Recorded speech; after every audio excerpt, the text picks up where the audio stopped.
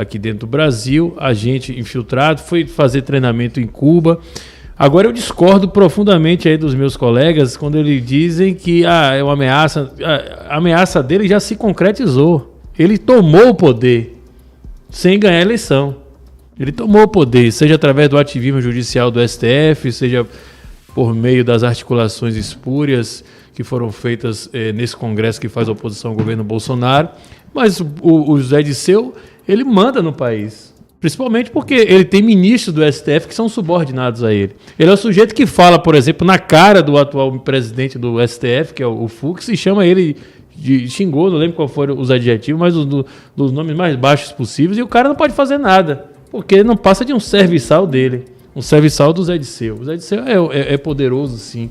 Então, quando vocês falam, ele está ameaçando de tomar o poder, ele ameaçou, ele avisou e ele concretizou, ele tomou o poder. Ou vocês acham que Bolsonaro tem mais poder dentro desse país do que Zé Dirceu?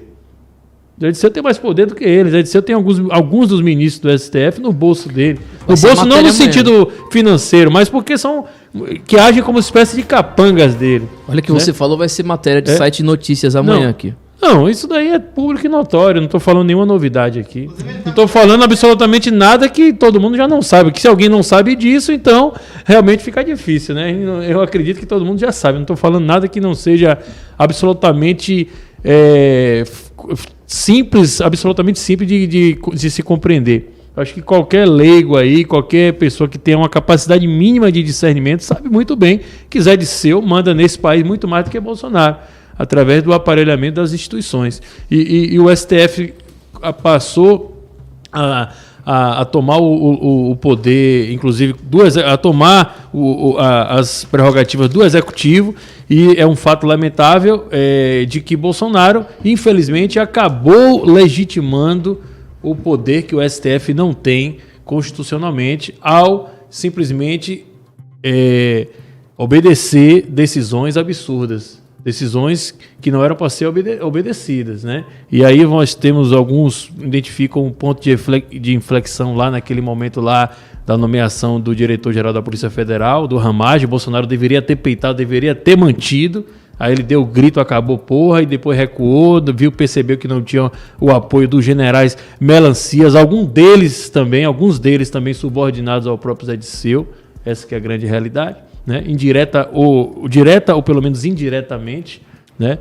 Foram generais que foram promovidos nos governos tucanos e petistas, sob a aprovação dele. Então, eu acho que ele está falando assim, ele já anunciou, né? Então, agora, eu acredito, por outro lado, para finalizar meu comentário, que quando ele fala nós vamos tirar Bolsonaro em 2021, isso, na verdade, serve, como uma espécie de prêmio de consolo para aqueles que vão perceber que Bolsonaro não vai ser removido em 2021.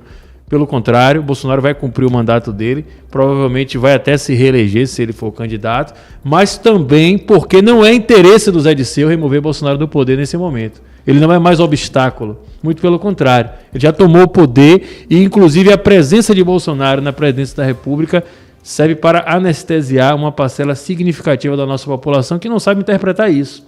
Parcela de apoiadores bolsonaristas que, infelizmente, acha que a direita está no poder, a direita conservadora, e, portanto, acha que Bolsonaro é um super-herói, não sai mais às ruas, deixaram de lado toda a nossa luta que conquistamos de 2013 para cá, quando chegou exatamente nesse ano 2020, com essa fraudemia toda, o pessoal ficou anestesiado, esperando que Bolsonaro resolva tudo, não vai resolver, e a esquerda não tem interesse em tirar Bolsonaro do poder, porque simplesmente continua mandando em tudo, né, fazendo a sua agenda avançar na velocidade da luz como nunca antes, e ao mesmo tempo, com todos tendo a impressão de que a direita que está no poder, né?